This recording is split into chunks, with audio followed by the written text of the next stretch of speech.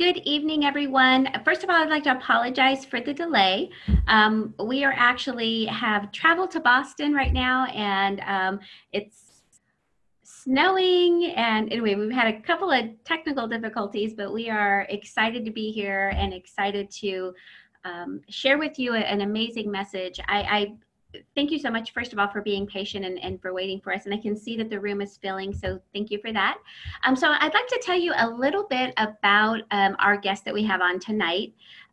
We actually have Leslie Stevens on, and Leslie Stevens has been involved in the world of pediatric sleep breathing and airway health for over 35 years. So she's been involved for a long time. She's actually the CEO of HealthyStart. She's a mother of 3, and her goal and desire is to provide every advantage for children to allow them to live healthy and happy lives. Something that you're going to learn tonight is that there is a silent epidemic affecting 9 out of 10 children, and unfortunately, it manifests itself in a variety of symptoms that can be easily overlooked, misdiagnosed, and most unfortunately left untreated. And it's absolutely critical that children are evaluated for sleep and breathing habits. So Leslie is not only our fearless leader, she actually travels and trains all over the world. And in fact, that's what she'll be doing here in Boston. I don't think there's a question in reference to the subject of pediatric sleep breathing and airway health and HealthyStart's connection that she cannot answer. And really, you know, when you have the backing of a company like HealthyStart by Ortho, you have 51 years, over 51 years now, over 4 million cases, and tons of research to back you. So excited to share this message with you tonight. So I'm actually going to take this time to hand the mic over to Leslie Stevens. Well, thank you so much, Susie. And I am happy to be here. It was a very long day. I actually traveled to Chicago, Minneapolis, North Carolina, and now in Boston. So I've been in negative 60-degree weather this morning, and it is snowing now, and they're all complaining because it's supposed to be 18 degrees in Boston, which right now feels like a heat wave. So anyways, I am thrilled to be here, and hopefully I'm not too jet lagged for you, but I would love to get started and basically have a great evening tonight. I'm not sure why my picture went away, but let me go back and just see if we can get that to work so we can. Well, I guess the technical difficulties will continue. So anyways, I'm going to continue, and if we can get me back on screen, we will, but you all know what I look like, so that's okay. So anyways, tonight we are going to talk about airway, breathing, sleep, how the HealthyStart system can actually impact these kids, look at the underlying root causes, and kind of frosting on the cake, let's talk about straightening their teeth as well. So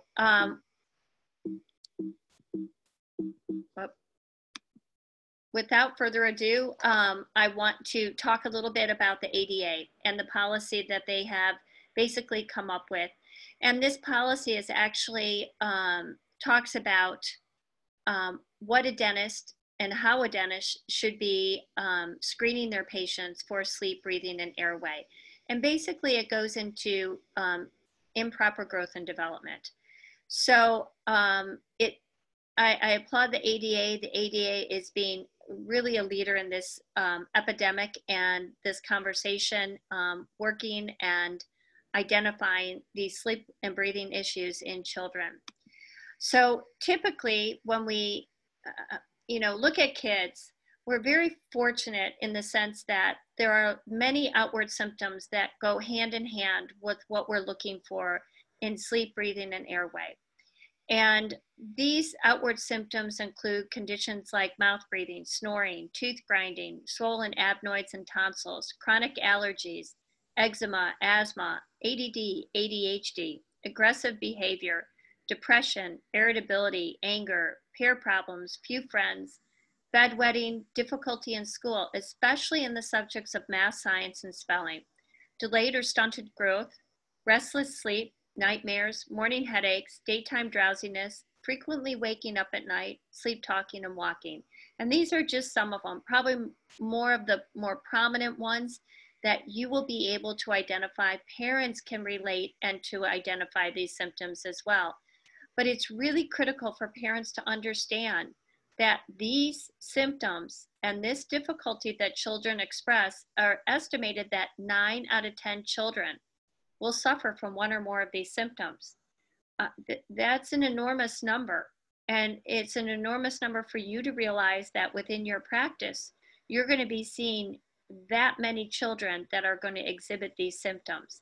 And as a parent, realizing that this isn't something that's very rare or occurs once in a while, but it happens over and over again in almost every child that we see. So it truthfully is a silent crisis among Americans' children. So typically, these outward symptoms that we just discussed, parents tend to identify them individually, meaning that you might have a child that has eczema. Well, they're probably going to an allergist to see what they can do about that symptom. Maybe the child has ADD and ADHD. Well, they might be seeing another specialist in regard to the ADD and ADHD. And pretty soon, we're doing a whole lot of different antidotes to try to address. And these different treatments include drugs, sometimes psychiatric testing, counseling, therapy, surgery. The idea is that we're putting a different treatment with each one of these outward symptoms and possibly not realizing that they might be related to each other and they might be related to an underlying root cause that we can address, and we can treat it, promote growth and development, correct habits, but also basically change that child. We're treating for a more permanent change because we're allowing that child to grow, to develop, and to basically implement the proper habits in order for them to be more successful and improve their life, and maybe the barriers that are existing, eliminating those so that they can thrive and basically be the best version of themselves. So when we talked about these other treatment options really only address the symptoms, not the root cause. They tend to be short-term Band-Aids. Often they involve several drugs, and unfortunately, these drugs might have side effects. And these drugs and these other treatments can be costly, painful, time-consuming, and ineffective. So we talked about the root causes. What exactly are the root causes? Well, research over the past 20 years has linked each of these outward symptoms to a root cause: mouth breathing, narrow palate, improper tongue placement, and jaw relationships.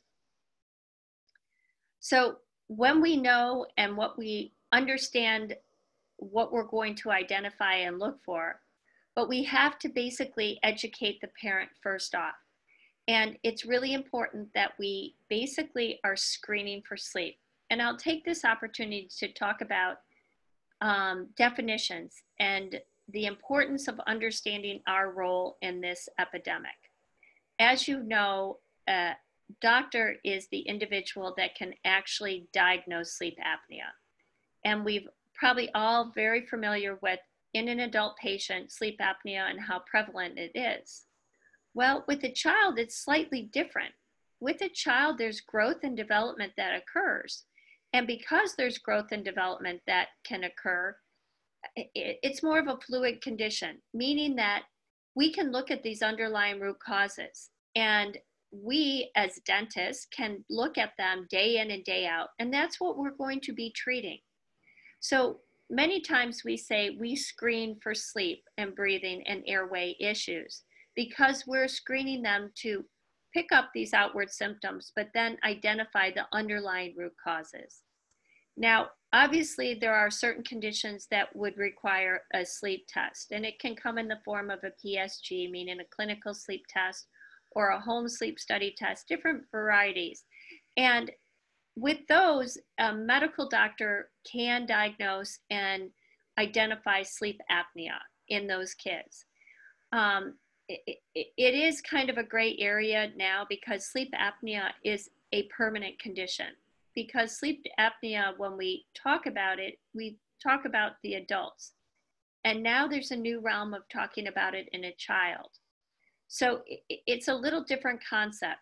So you as a dentist screen for sleep, breathing, and airway issues, but you're actually going to identify the underlying root causes. And the treatment you are going to conduct will be identifying these and treating these underlying root causes. So hopefully that clears it up a little bit. We can talk about it, and if you have questions, please post them and we can go through it. So the first initial screening device is basically just a physical overview of the child. You can pick up on these deficiencies just by being introduced to these children. So take a look at the girl on the left. Obviously, look at those dark circles under her eyes. Look how her head is lurched forward. These are indications. The boy on the left, same thing, circles under his eyes. Look at his lips, they're parted. Do you think he's a mouth breather? Absolutely. I can already see a rolled lip. You can also see the boy almost looks like he has a double chin. He looks rather heavy. He is not heavy. But this is because that lower third of the face is more retrusive and it creates kind of a double chin look. Look at the profile. You can see the diminished or the deficiency of the lower third. Take a look at taking a line down the profile. You can see the deficiency of that lower jaw. Lips are parted. You can see that rolled lip. You can see the circles under her eyes. The girl on the right, same thing. Again, another rolled lip. But look at the definition or the lack of definition between the chin and how it blends right into the neck. Many times we call that the funnel look. Lips are parted, a mouth breather. These are all different identifications or markers that you can pick up just with the appearance of a child. The second, and probably the most important, is the initial screening tool. And this is the HealthyStart Sleep Questionnaire. And what makes it so unique is at the onset of treatment, we're going to have a parent basically look through these symptoms, identify the symptoms that pertain to their child, and give that a degree of severity from 0 to 5, 5 being the most pronounced. This is for many reasons. I will start right off the bat. Most parents, when you give them this screening device or this screening tool, they will be shocked. They'll start looking through this and say, I had absolutely no idea. My child has 6 of these things, and I never put it together that they might be linked to the same problem. The last question, we'll talk about speech problems. And as you can imagine, with the sleep, breathing, and airway problems, we'll talk about deficiencies of where the tongue is placed, swallowing problems.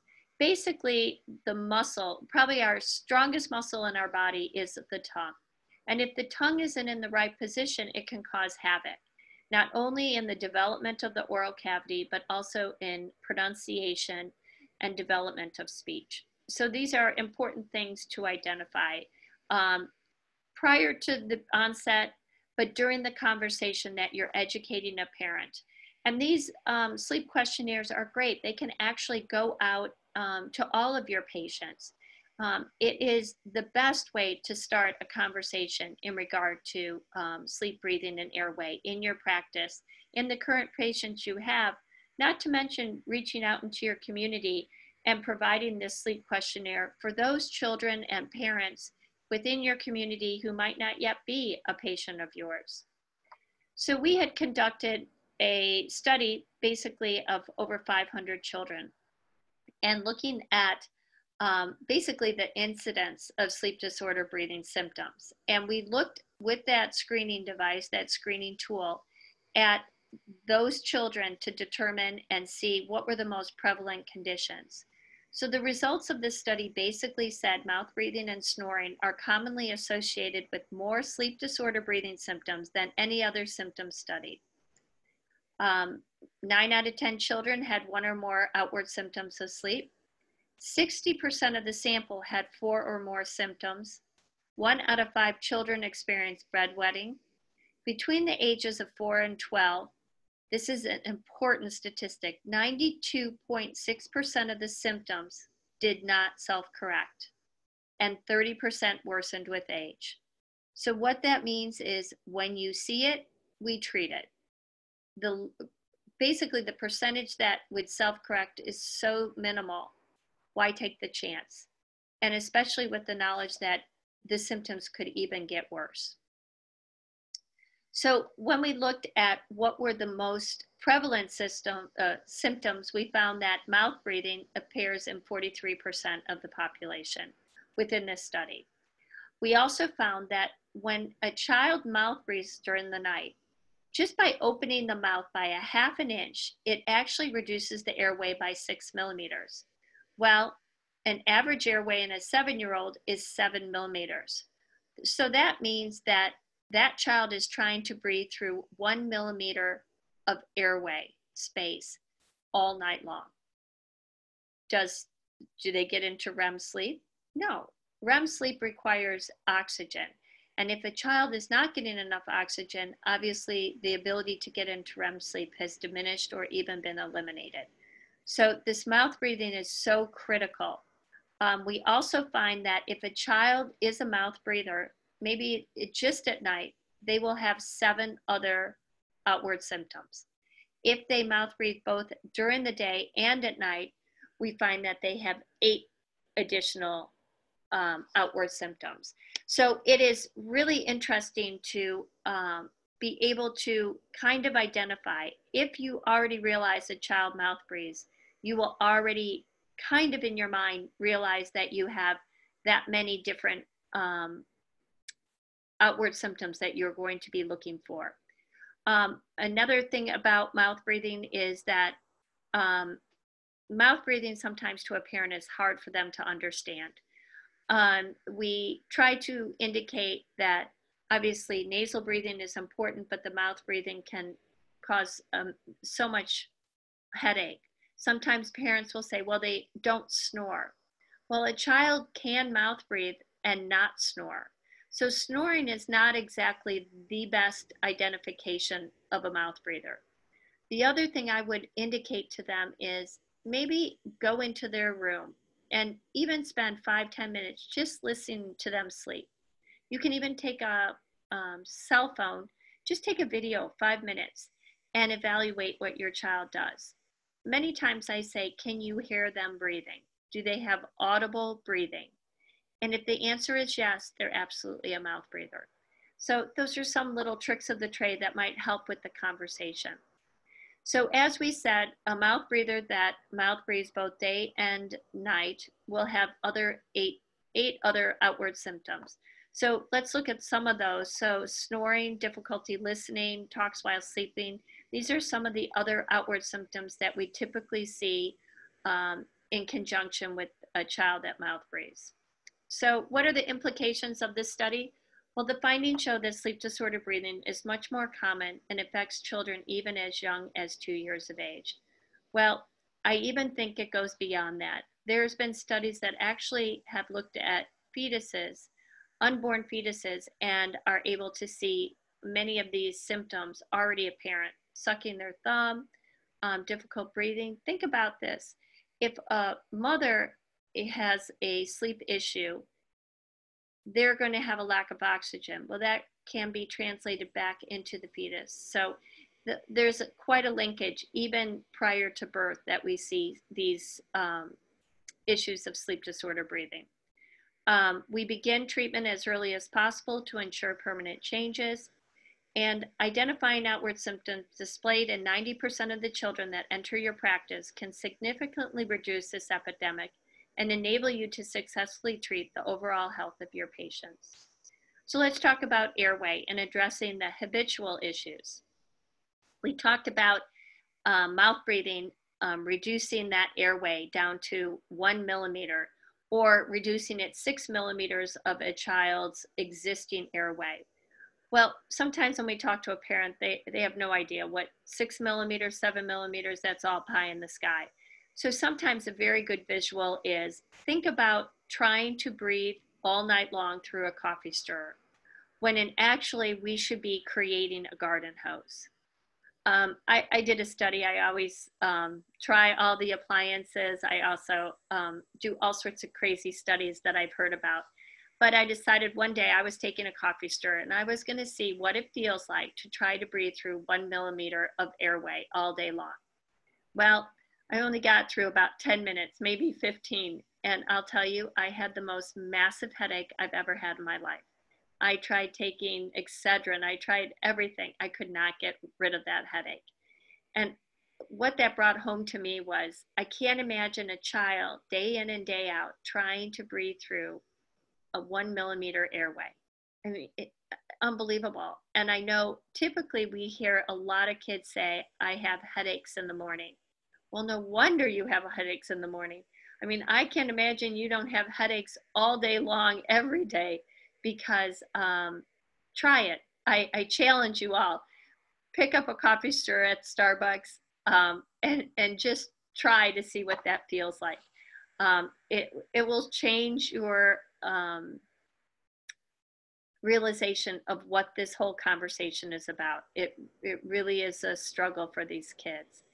So many times we all think to ourselves, how did this become so prevalent now and maybe not before? Well, it's been a problem and it's continuing to be a problem. And it basically many times goes hand in hand with what's going on in our society.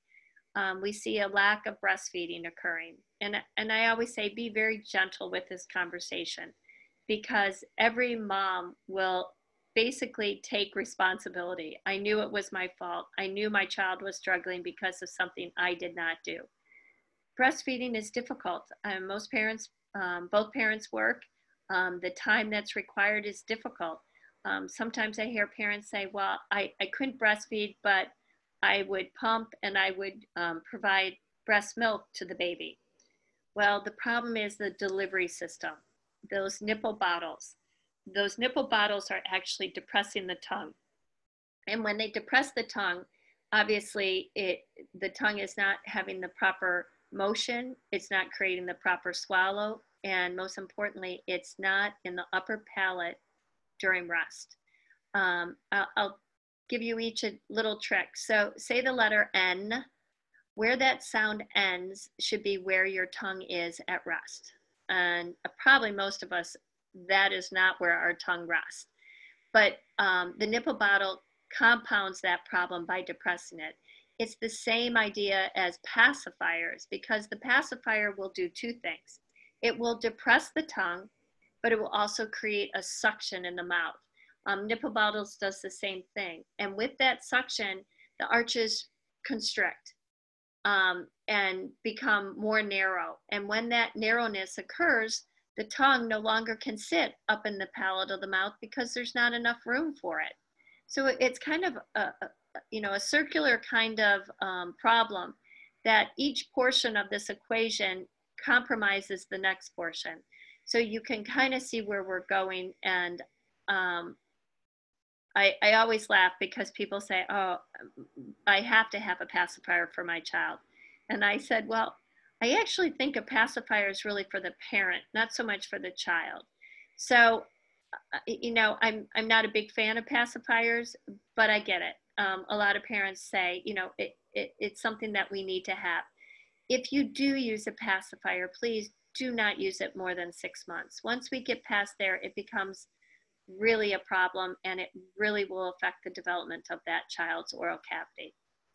So what do we see sometimes in the dentition or the appearance of the child's oral cavity as a result of the pacifier and prolonged nipple bottle use? Well, we see these open bites. We see tongue thrust. Some of this can also be related back to finger sucking as well. So basically you see an extreme open bite.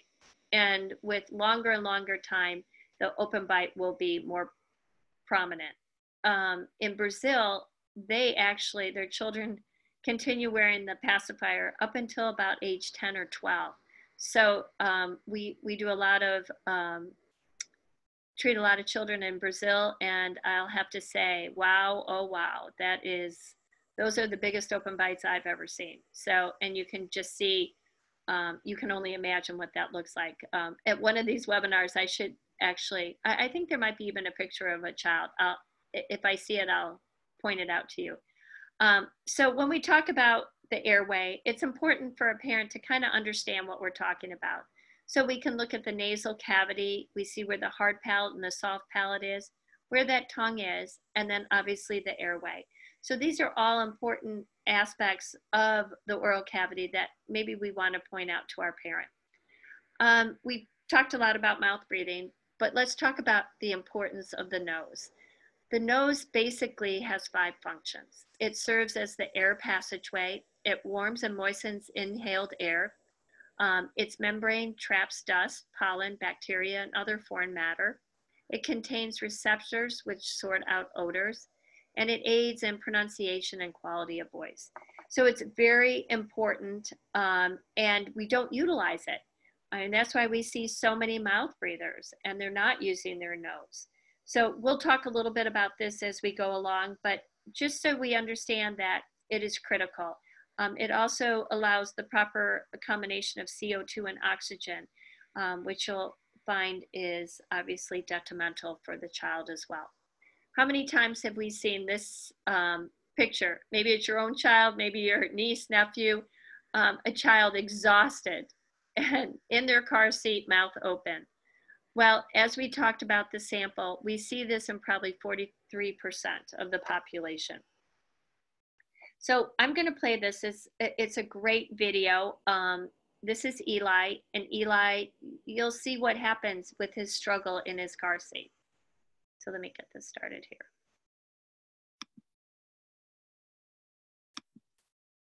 here. I am so sorry. This is not going to play for me.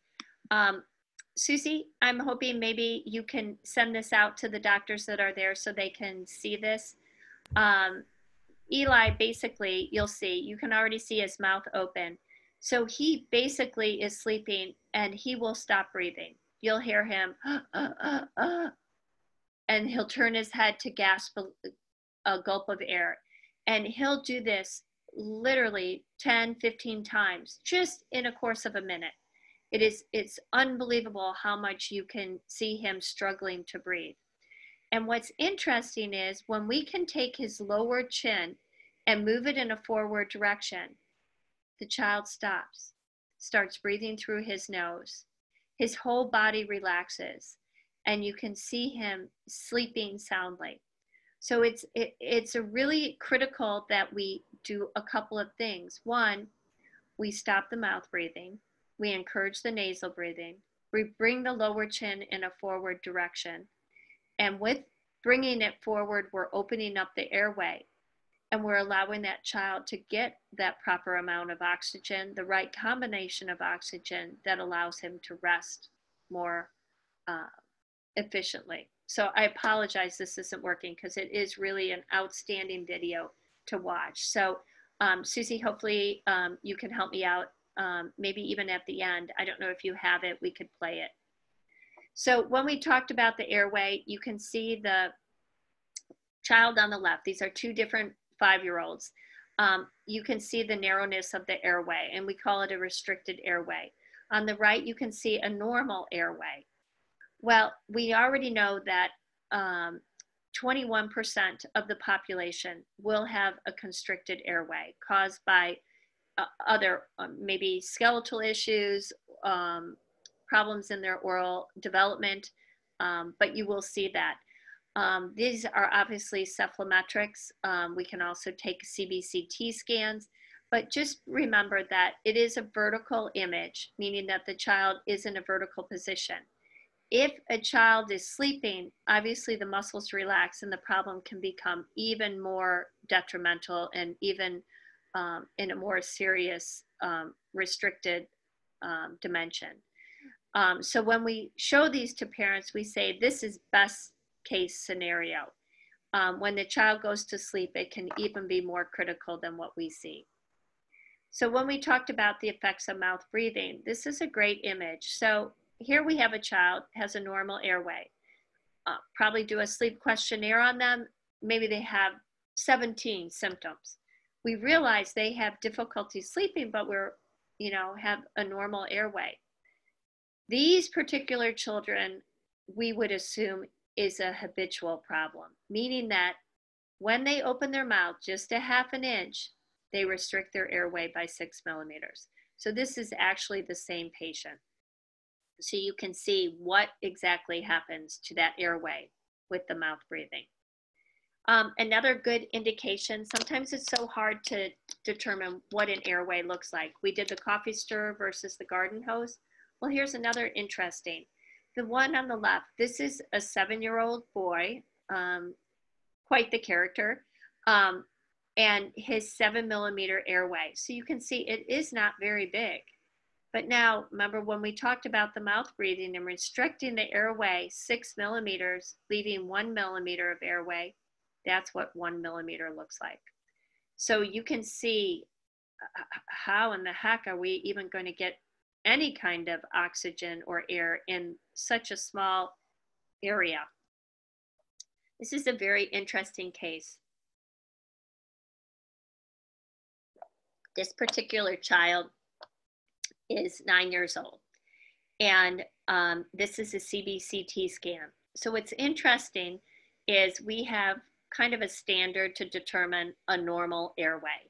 And the equation that we use is the age of the patient starting at age 5 multiplied by 10 will give you the square millimeter measurement. So this particular child is 9, so we would do 9 times 10, 90 square millimeters is what we would anticipate seeing as a normal airway. Well, he started out 53.6, so obviously quite compromised. Now, what's interesting about the development of an airway, as we reach age 17, that's when our airway peaks. So we anticipate seeing an airway between 150 and 170 square millimeters. And with that, we would anticipate at age 21, the airway will actually start deteriorating over a course of a lifetime. So many times when we talk to adult patients and we find that they have sleep apnea and they have a compromised airway, the question was, did they reach their peak at age 17? Were they anywhere between 150 and 170 square millimeters? We don't know that answer because typically no imaging was done on those patients. But here is a night guide patient, or a habit corrector with a HealthyStart patient. This is the first appliance that they use in this series with HealthyStart. So this appliance was given to the patient, and 1 month later, a second CBCT scan was given. Now you can see the habit corrector is in the mouth, and we were trying to determine how much increase in airway or volume do we see. So with this second, 1 month later, we found that that airway measured 337 square millimeters.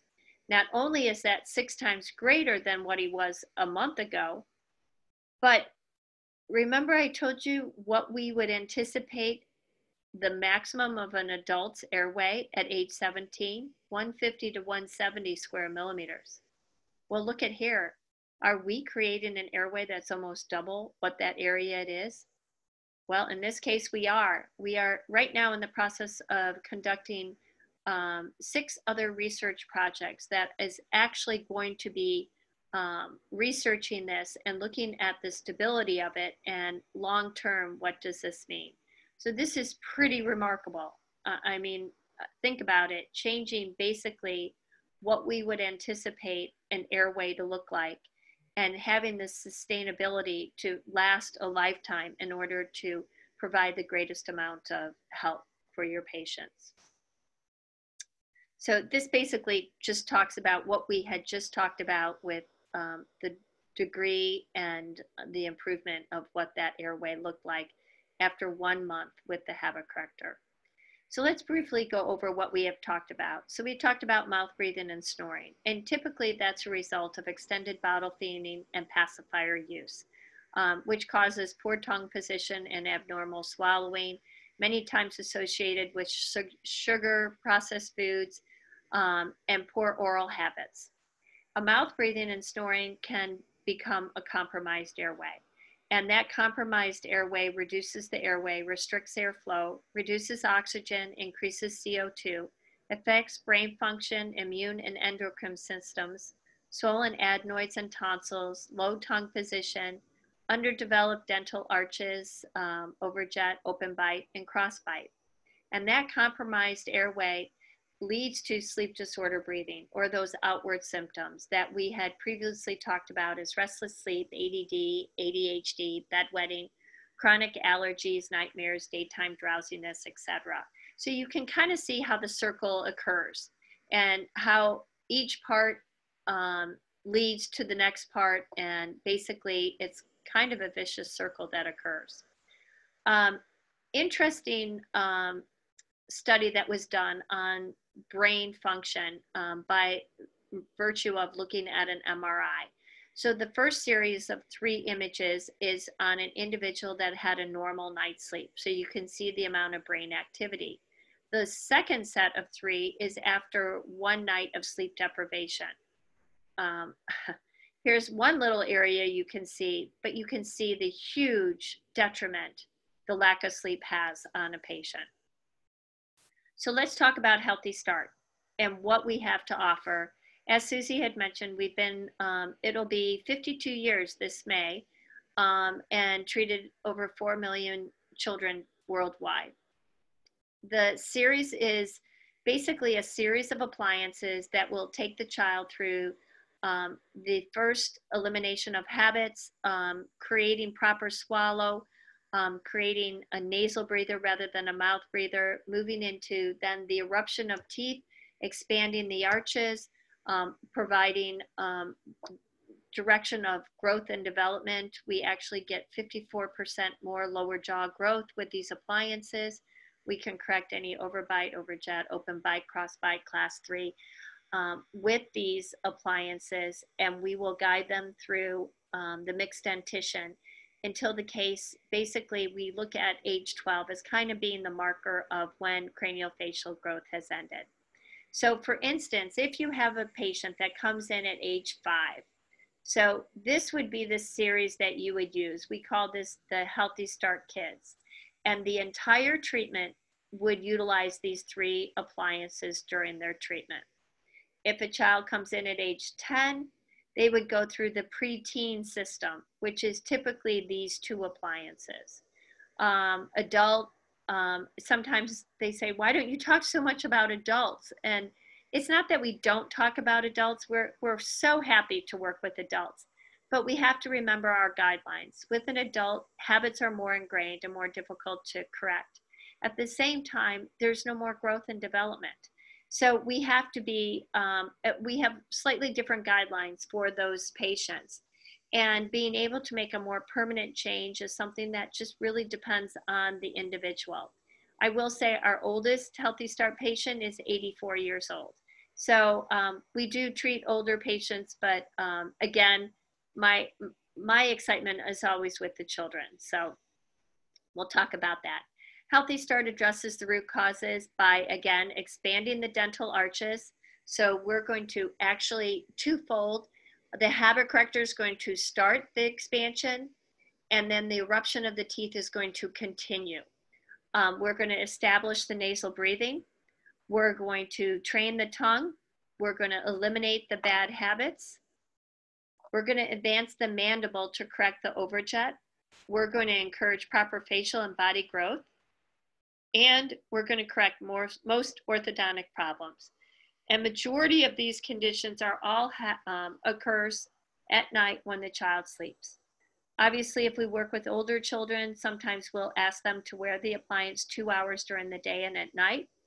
And the other addition is if we have a child with a class 3 or possibly deficiency in both the maxilla and the mandible, we have an appliance that is amazing, actually. It will be able to promote those growth and development in a period of 2 to 4 months, very quick.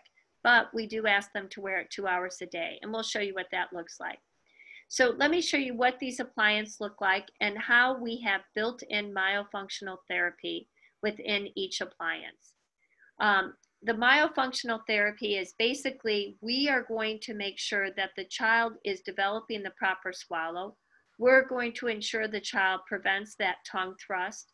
We're going to encourage the nasal breathing versus the mouth breathing. We're going to start the expansion of the arch, and we're going to allow the tongue to be placed in the proper position in the upper palate of the mouth.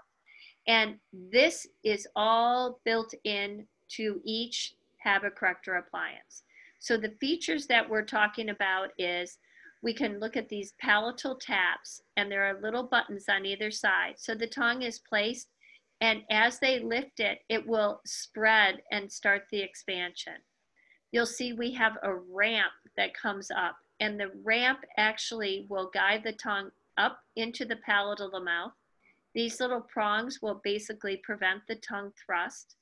At the same time, there are these other two tabs that are on the lower, preventing that lower chin from drifting back. We also have pads that we can add to the appliance, basically to help close that open bite more quickly. We also have a pull tab here that will adhere to, you can, hook it to the bedclothes. We can also use it as kind of a little therapy where when the patient puts the appliance in the mouth, we can pull on this and see if the lips have enough strength to hold that appliance in. Obviously, we're trying to build the lip strength, also the lip seal, so that we can encourage the nasal breathing versus the mouth breathing. But this motion, this exercise is activated by a swallow. And we swallow 2 times a minute during the day. We swallow 1 time a minute during the night. So just by wearing these appliances at night, we're going to repeat that habit over 500 times each night. Another important aspect is basically encouraging the child to swallow properly. So how do you know if a child isn't swallowing properly? I always suggest have just a little cup of water on the operatory table. And when a patient comes in, offer them a glass of water and just watch how they swallow. So typically, if we see a child swallowing, we should only see the neck muscles move. We should not see any movement of the lips or the muscles in the face. Sometimes when they will swallow, if they start to pinch their lips together, if they use their mouth almost to get that water to be swallowed, you know that the tongue is in the wrong position, and the swallow we call improper swallow. So this appliance will basically do this automatically. You don't have to do the exercises. Obviously, if you have a myofunctional therapist in your office, or maybe there's a myofunctional therapist on tonight, this is a great adjunct to what you are doing, because let's face it, nighttime is the most critical time for this therapy to occur. And if we can give them an appliance, a HealthyStart appliance that does the heavy lifting for us, and make sure that this is being done with the amount of repetitions we would like, we're going to be so much more successful. So as I said, it's just an amazing opportunity to be able to utilize the myofunctional therapy, but put it in a position where a child, just by wearing it, we know that those repetitions are occurring. So there's a study coming out, and this is just some of the results from it. And it basically took those outward symptoms that we saw in cases of over 200, or I guess 220 patients that was evaluated. And we found, for instance, headaches. We found that the number of children that presented with headaches were 40, meaning 18% of the study. The percentage of cases having improvement were 98%. The mean correction of those improvements were 94%. The mean correction of the entire sample was 91%. And the percentage of cases with 100% correction was 85%. And this is in the first 5 months of the HealthyStart system. So these are incredibly encouraging and exciting numbers to see the changes that can occur in such a short period of time. And obviously going through all the different symptoms and seeing what the percentage correction is. So let's talk about sleep disorder breathing and ADD and ADHD. I mean, the conversation always is, well, what would that have to do with sleep disorder breathing? Well, what's pretty interesting is ADD and ADHD is basically a criteria that we use to evaluate a condition. It's not a blood test. It's more arbitrary, meaning that if a child fulfills this criteria, we feel that they are basically exhibiting ADD and ADHD. That criteria is the same criteria we use in sleep disorder breathing to determine. So can they be misdiagnosed? Absolutely. I think the most recent research indicated that children with ADD and ADHD, 85% of them had sleep disorder breathing. So that's a huge number.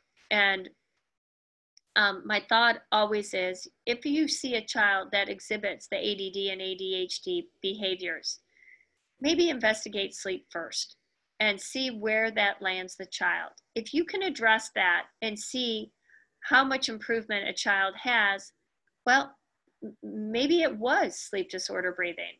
Maybe it was a combination and the sleep made the ADD worse. Maybe by addressing the sleep, you reduce those symptoms of ADD and ADHD. So there are so many different ways of interpreting that research, but I think the bottom line is sleep is a much easier one to address. We have different underlying root causes that we can address to give a more permanent treatment plan and a more permanent outcome. ADD and ADHD, when children are put on medication, I always ask, what is the outcome?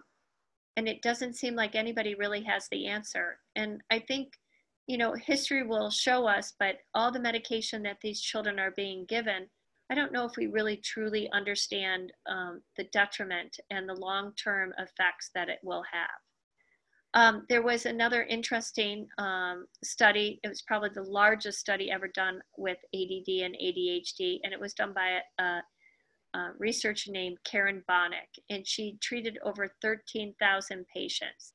And in her study, she found sleep disorder breathing increases the risk of ADD and ADHD by at least 50%. ADD and ADHD patients have little or no REM sleep, but have delta sleep. Patients without ADD or ADHD have primarily REM sleep and delta sleep.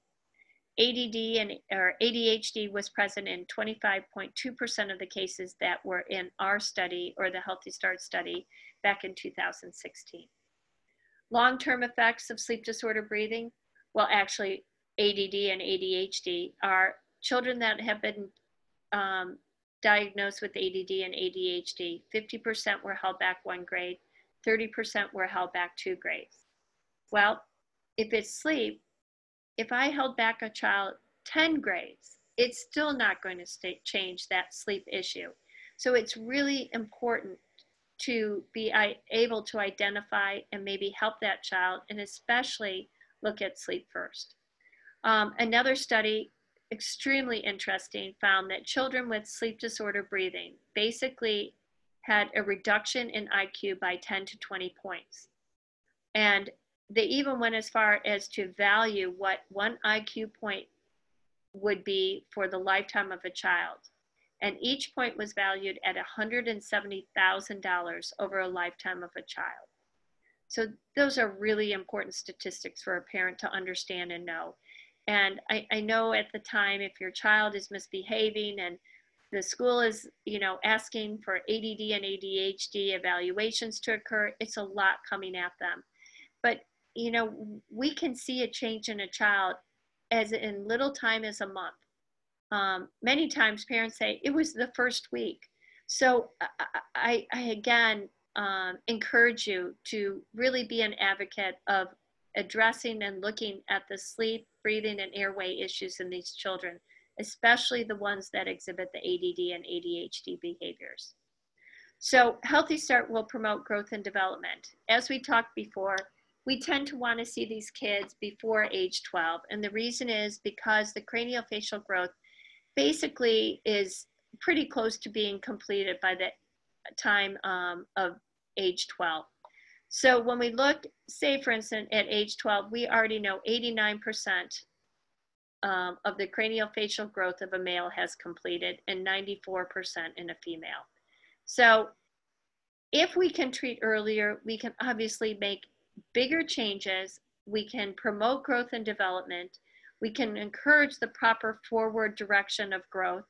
We can also have a greater ability to address habits that have not been ingrained in the oral cavity as if we looked at someone that was older than age 12. So here's a case. The before child was 5 years of age. Take a look at the profile, but you can see at the onset and after 2 years of treatment, how much advancement had occurred. And actually, research has shown with the HealthyStart appliance, 54% more growth in the lower jaw. So anyways, very interesting, powerful message for parents to see what we're talking. Sometimes when we talk about additional jaw growth for a patient or for a child, a parent will immediately think of Jay Leno. Well, we're not planning on advancing the jaw to that degree. What we're trying to do is basically allow the child to receive the growth and development that they should have received if everything in nature had gone as prescribed. But as we know, so many deficiencies occur, and we had talked before about it being lack of breastfeeding, encouraged use of bottles or pacifiers, soft diet. These are all contributing factors. So I had talked a little bit about a class 3 or possibly deficiency in both the upper and lower arch. So this appliance here basically looks at deficiency in both the lower and upper arch, and we call it the Max A. And it is interesting because the front panel of the appliance is missing, meaning that the upper arch has the freedom to move in a forward direction, and the appliance will allow the lower jaw to follow suit. These tabs right here are used by the tongue pushing against that, and that's going to be the driving force to move that maxilla in a forward direction. So here's a case. You can see the initial, you can see 1 month, and you can see the current. Obviously, this kid has a lot more room. We're talking about a very young child, but you kind of get the idea of what these appliances are going to promote. Here's a class 3. Again, the same idea, except in a class 3, we actually have a lip bumper that's going to anchor the lower teeth so we can drive the upper teeth in a forward direction to correct the class 3. And once we do that, we basically, in effect, eliminate the barrier that's preventing that upper arch from developing. And then we're allowing it to basically correct. And once we do that, it seems like the growth and development basically restarts itself and continues in a normal fashion. Treatment planning. So we do, each case, we will have a diagnostic portion. That diagnostic forms will be submitted to HealthyStart to help assist you, especially at the early set of your cases.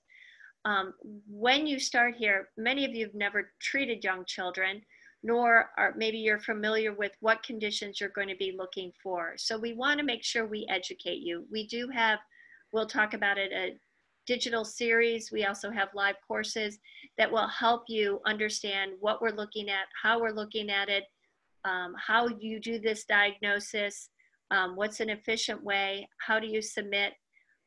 Treatment plans are sent back to you. You always have that consultant. So we are always there to help you through these cases so that you have the learning experience of the education associated with sleep disorder breathing, but also treating cases at the same time. So you have that hands-on portion. And you know, it always sounds so great. And then when you get in there, you have a gazillion questions. Well, we want to be there for your gazillion questions and make sure you have that helping hand to make each case the most successful that it can be. So let's do the fun part. Let's take a look at some of the cases. So here's our, the first case. Actually, it was a boy, age 7. Take a look at his sleep questionnaire. Obviously, a lot of what we would call 3s, 4s, and 5s, 5s being the most serious. You can also see had a lot of speech issues as well, very delayed, didn't say any words up until age 3 or 4. So a lot of things going on with this particular child. So here he is at the onset, cute boy. Look at the circles under his eyes, look at his dentition. You'll see a very severe overbite, overjet. Look at the lower arch, more of a square shape. So this was March of 2015. So here in July of 2016, here he is. Take a look at the overbite, look at his dentition, look at the arch shape. Again, changing that mouth breather into a nasal breather. Look at the development of his profile. You can see the orthodontic corrections. As we many times say, orthodontic problems are outward symptoms of sleep. Sometimes we say maybe we shouldn't be so preoccupied with the appearance of the dentition, but look at it as more what it means medically for that child. Anyways, here's the child a year later. You can see how the case more completed. You can see how it's developed. You can see the changes in the arch. Now it's round arches. You can see what the kid looks like. And you saw previously on his sleep questionnaire what it looked like just after 3 months of the first initial appliance. So we've eliminated the habits that we see so often in cases like this, and frosting on the cake, he has a pretty nice looking case. So case number 2, same deal. Still a lot of 3s, 4s, and 5s in their condition. 1 month later or 3 months later, you can see, I think, one here, wets his bed, still has maybe some little bit residual. But again, you can see the deep bite. You can see the progress of that child as he's going. So he's not finished yet, but you can kind of get an idea of where he is. Another child, same deal. You can see the dentition. Here's her finish. Here's the initial to the finish. Here's case 4. You can see at the beginning of the onset, you can see a deep bite. Sometimes we say 100%. Other times we like to talk about the millimeters of overbite. You can see what it looks like with the appliance in their mouth. You can see the centrals erupting. You can see they're quite angulated. The appliance will capture that. Here she is, her finish. This is what she looks like in her appliance. I will mention, as the patient wears it, it will turn a milky color if they wear it just at night. It will turn a white color if they wear it during the day. If they stop wearing it for 48 hours, it does return to the clear color. So there is always a cooperation detector built into all of our appliances. Here's another case. You can see the initial and the finish. Look at the difference in the arch. Another case, before and after. This is an interesting girl. She started out obviously very young. You can see a lot of things happening. Circles, deficiency in the lower third, an extremely deep overbite. Her mother had very similar issues to this when she was young, had nothing done. Later in life, she ended up having to have surgery. Obviously, she identified these issues in her child, wanted to get started right away. So she initiated the Healthy Start. So you can see what she looks like at the onset. Here she is during her progress. Beautiful. Her face has changed so tremendously. Look at her arches. Now, you say, how permanent is what you're doing? Well, we're catching them through their developmental stages. For the dentition, those teeth are developing, the fibers are actually developing in that position, so we have very little relapse. The habits are being corrected, and they're becoming more of a permanent, habitual kind of proper placement of the tongue, proper swallow, and these will last a lifetime. So here she is, continuing. So you can see the stability.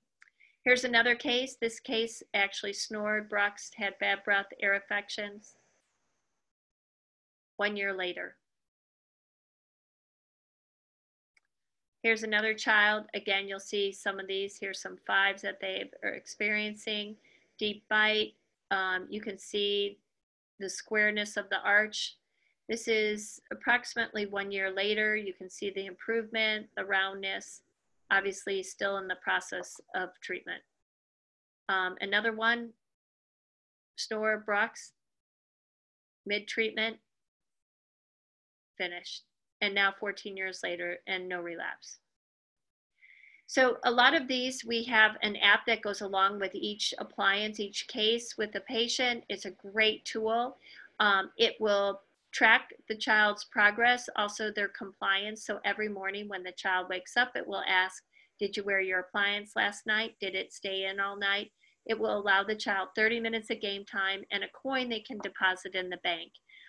At the same time, every Friday, we have cheek retractors that they use, and we take selfies on Friday. Those photos are stored within the app, so a parent can access them to talk to another parent. At the same time, those pictures, the cooperation charts, as well as the sleep questionnaire that we ask a parent on routine basis, have any of these outward symptoms changed, so they can indicate that. All of that information is also submitted back into the portal, so you can monitor your patients during the 30, 60 days that you do not see them.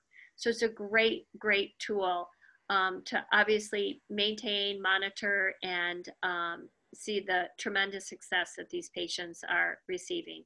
Here's what the cheek retractors look like, and here's what the selfie. So it aligns itself with the phone, so it's very easy for them to do. Again, we talked about the 4,000 cases we treat worldwide.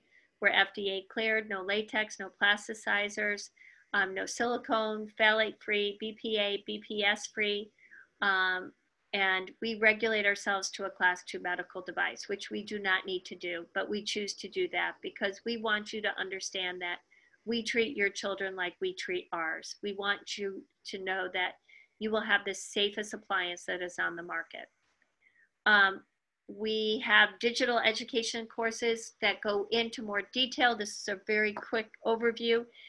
We talk about case selection. We talk about how you treat a case, how you are growing, developing, guiding the incoming dentition, how that relates back to habits, sleep issues.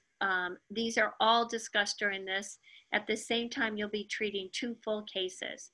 So we tend to see, we have a 6-week series. On Monday, you will get a 2-hour videotape that you will watch during the week.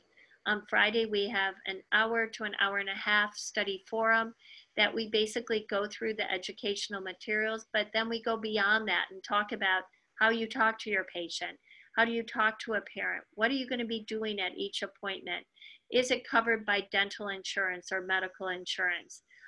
How do we put protocol in place in our office? How do we make ourselves successful? How do we educate our community? These are all things that are gone over in this class. You also receive 18 CE credits, and it allows you to also attend a live course when we come to your area for a $400 charge. So you get a $3,000 voucher that you put toward it, which leaves you with the $400 charge for attending this. And it is for you and 4 of your staff members. So it is really a group effort, but we also realize the importance of you treating cases. And we want you to have the ability to not only do it digitally, but also do it live. So it is a tremendous way of addressing these patients. We also have a great group that basically is working on promoting and teaching your office how to promote, how to educate, how to drive patients into your office. One doctor here, it just happened about a month and a half ago, Channel 12 heard about this. They actually sent a crew. They spent 2 hours in his office. The program was amazing. The producer actually said, this is way too big of a story to just be in Detroit, and has brought the story to the higher ups in ABC to see if they could do a more nationwide type of series. We also have parent webinars, just kind of like this medical webinar where we invite parents to come. We tend to want to have our doctors, once you become a provider, to actually give a parent webinar so that parents and patients in your community can see you, but then also come to you for treatment. These have been very well received. We typically get a couple hundred parents. Our largest one was over 18,000. So that is amazing that we can do that in one night and be able to educate parents in that fashion. And obviously wanting those patients to come to your office. We also encourage and we will help you develop a dream team, meaning that you're going to collaborate with pediatricians, ENT, pulmonologists. This is a wonderful way to continue that conversation. So I'm going to turn this over to Susie. I'm sorry, I think I went way over, so I apologize, but and hopefully, Susie, you can help me out with that, Eli, as well. Yeah, absolutely. Yeah. And actually, if you look in the chat, doctors, I actually put the Eli YouTube video there. So before it's all said and done and over, you might want to copy that, and then you can watch that at your leisure, because it is a fantastic video. So if it's okay, I'm going to just take a couple of minutes and I'm going to share my screen. And I know that Leslie did a great overview in reference to the digital course, but I'm going to give you a little more information, like, for example, how do you get started? So let me pull this up real quick.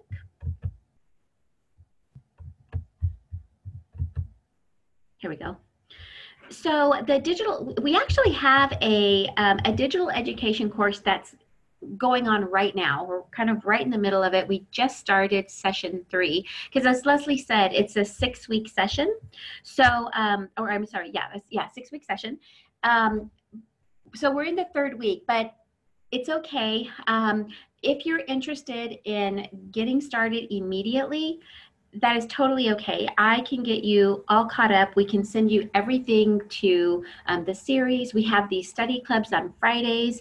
So I can get you all caught up. It's not a big deal, so that way you can get rolling immediately. So just to kind of just do a little refresher, the 6-session digital education course actually comes with 2 full cases. And I think that's fantastic, because that way you can actually treat 2 children while you're taking the course. And I think that's really cool. And it's 2 entire cases. It includes the treatment plans for those children, all of the appliances to see them from start to finish, a specialty appliance case to keep their appliance in. It comes with that HealthyStart mobile app that Leslie was talking about. You receive an acrylic stand in your office so that you can put sample appliances on there. So anyhow, just those 2 cases alone, the return on investment is potentially $7,400. So as Leslie mentioned, you get that $3,000 voucher, because we'd love for you to attend a destination course as well. One of the things I love about this is that this digital course actually includes all of your staff members.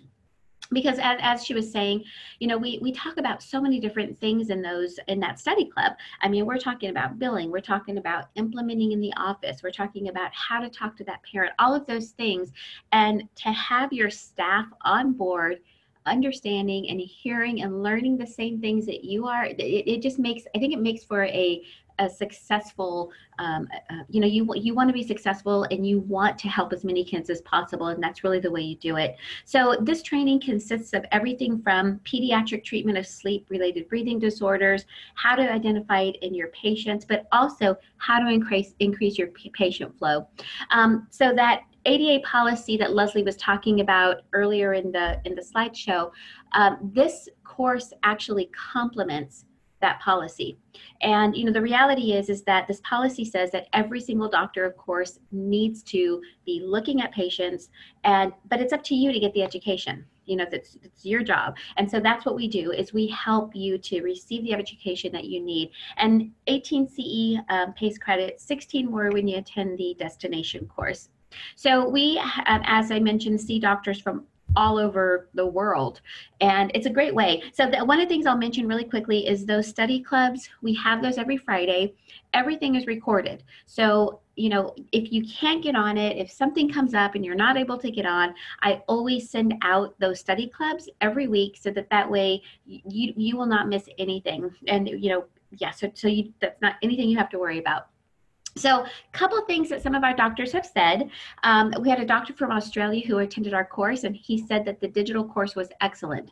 All at Healthy Start have really got their act together and offer resources others strive for but rarely achieve. Well organized, passionate, and supportive. Doctor from Canada, I want to thank you and your colleagues for this amazing course. I've been searching for a solid system to help my patients, and this is by far the best, most organized, comprehensive course I've taken. And Doctor from Colorado, I really enjoyed the course. We have identified quite a few patients that will benefit from Healthy Start. My business partner's 4-year-old is in the habit corrector because he's had swallowing problems, and we already have seen great improvement in his eating. We already have 3 more patients who will be starting next week, and we can't wait to see their progress. And I love that testimonial because Dr. Wright was actually only in her 3rd weekend. She was 3rd week in, and she already had patients lining up her door. And the reason for that is because of those 2 free cases. You know, she received her habit correctors immediately, and with that, these 2 free cases, you're going to receive those habit correctors immediately. She already had 2 kids in mind. She knew, she's like, I already know 2 kids who need this. So she got them started immediately. Well, they started seeing results. Their health started changing. They were sleeping better. They were breathing better. So their parents also saw these results. And next thing you know, one parent is telling another parent, and so on and so forth. And before you know it, Dr. Wright had, you know, parents knocking at her door wanting to have their children seen. So the American Dental Association actually took our course and said that the course was ingenious, which is high praise, I think, from the American Dental Association. So how do you get started? There's a couple of different ways. One is you can actually register electronically now. You can visit www.openairwaydentistry.com. And we are giving a $200 promo for attending this webinar because we appreciate that. And all you have to do is type in Airway. When you visit openairwaydentistry.com, you'll see a register now button. You just click that register now button. It'll take you to the enrollment form. In the discount code area, you type in the word Airway, and that's going to give you that $200 off. So, or you can actually email me directly. If you have additional questions or anything, just contact me directly and I can answer those questions for you, and then I can help you get started that way as well. And again, register tonight. I mean, we will literally send out your habit correctors immediately. And just so you know, we do have a course starting April the 1st as well. So if you are thinking, okay, well, 3rd week in, I want to register, but I'm going to start on the April course. That's fine as well, but get it done, get registered, don't wait, don't hesitate, because now you know that this is an issue. Now you know that this problem is there, and I think once you know it, that you can't not do something about it. So this is the way. This is the treatment. This is how you do something about it. So anyway, I won't get on my soapbox, but it's so important, and I we have such a fantastic team, and it would be great to have you guys on our team as well. So, Leslie, is there anything that you'd like to say to kind of to add in before we sign off? No. If you happen to be in the Boston area, please join us at Yankee. We are giving a lecture on Saturday of the show, and if you are living in those areas that are being hard hit by this cold wave, hopefully stay in, take care of yourselves, join the digital, spend some time, learn a little bit more about what we're talking about. And again, thank you for taking time out of your night to listen. And I wish you so much luck in this endeavor and looking at children. And I hope you join us, and we really hopefully will make a great change in children's lives and make airway, breathing, sleeping a priority and something that parents are observing in their children. So with that, good night. Thank you. Thank you, Susie, as always. Yeah, thank you, Leslie, too, for taking time out this evening. You had a crazy travel day today, so I appreciate you taking the time to do this. So, and thank you again, doctors, for being on. If there's anything you need, please contact us. Have a great night. Take care. Bye-bye. Bye.